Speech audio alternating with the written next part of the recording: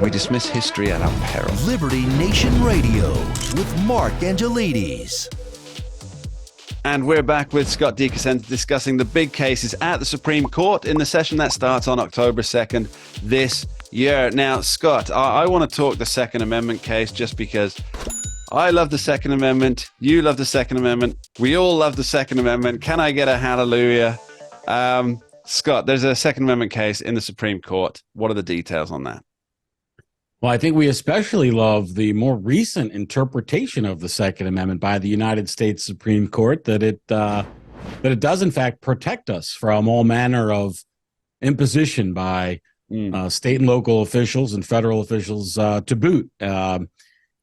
The case is USV Rahimi is the big Second Amendment case so far at the Supreme Court. We should add in our discussion of the Supreme Court, Mark, that they don't just set their cases before the first argument and then run with those. They are on a rolling basis accepting cases. So our preview only includes the cases they have already agreed to hear, and there will be more of all sorts we expect. But USV Rahimi is the big Second Amendment case, and it talks about the domestic violence restraining order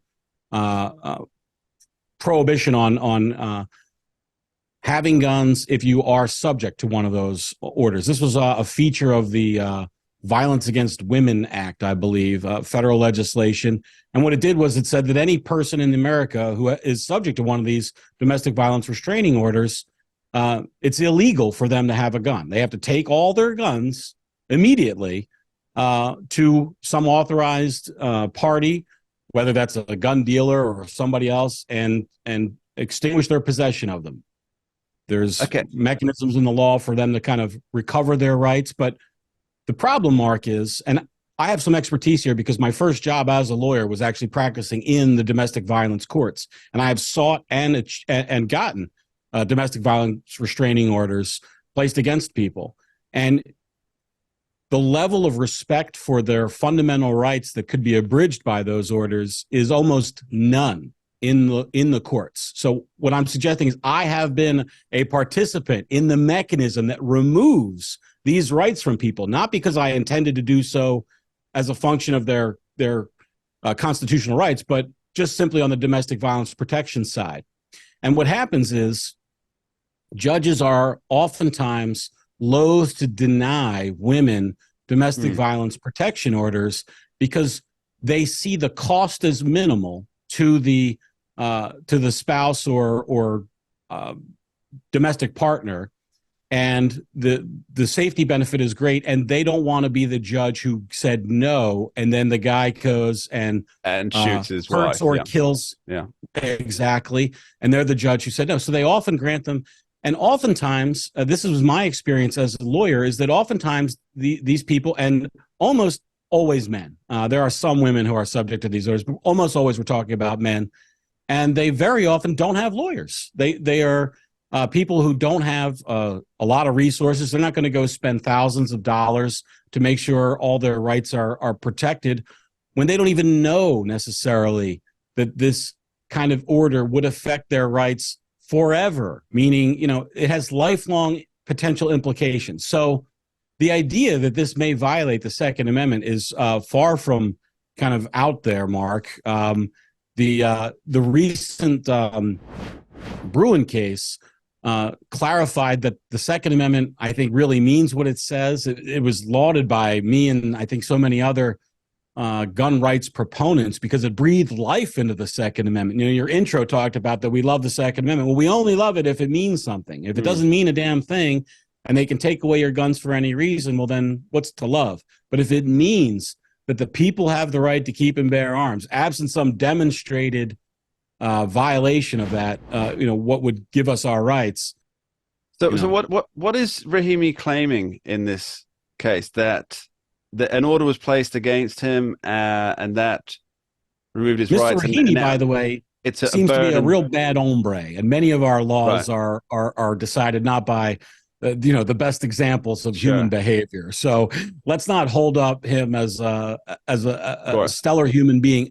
By all manners, he seems to not be a stellar human being, but also he's a human being with constitutional rights. And if we don't uphold his constitutional rights, then we're upholding none of ours. in some meaningful capacity. And so basically what he's saying is he was subject to this restraining order. He was found with a gun. They prosecuted him for having a firearm in violation of federal law, which says if you're subject to a domestic violence restraining order, you may not possess a firearm. He did. And he was subject to federal criminal prosecution for that. He was convicted and sentenced to prison. And he says, I should have this conviction lifted from me because it violates my Second Amendment right, because the mere imposition of that restraining order can't legally trigger a violation of my Second Amendment rights. Okay. I mean, that's going to be an interesting case. Obviously, with this, we have no idea which side this is going to land. Well, if we have a minute, I'd like to talk about the procedural part of that. I think there's some interesting information to be revealed by it.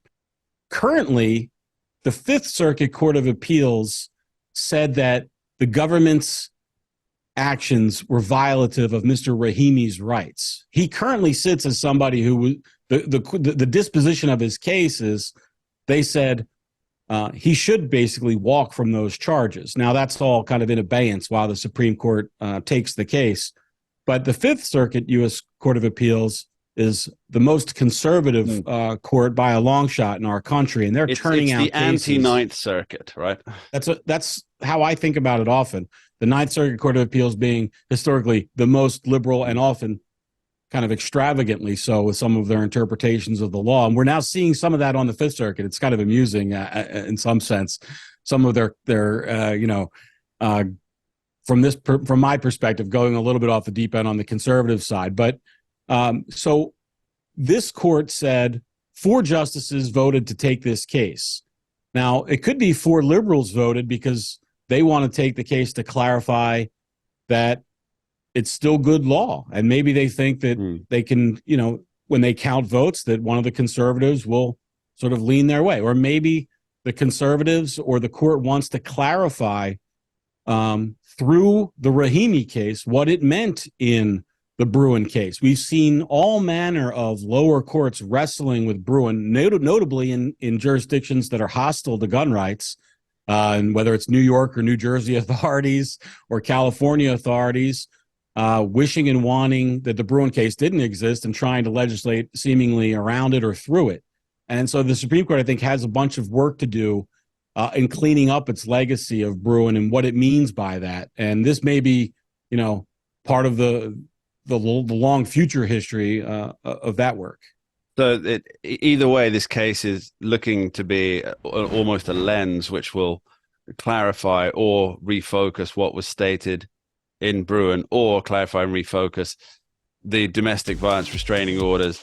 It does mean what it says on the tin, as we often say. Or break your heart by doing none of the above, Mark. I always say that if you expect to be disappointed by the Supreme Court, then your expectations will probably be met. All right, Scott DeCosenza, thanks ever so much for being with us today. Thank you, Mark.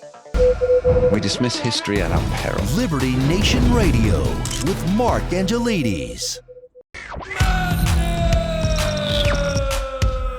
Don't get caught up in the media madness. Join our movement for free thinking and free speech at libertynation.com. Publishing news and analysis 24/7 with original articles by our team of authors who tell it like it is. Join us each week for online TV shows, The Uprising Podcast, and Liberty Nation Radio. We believe in free thinking and free speech. We are libertynation.com.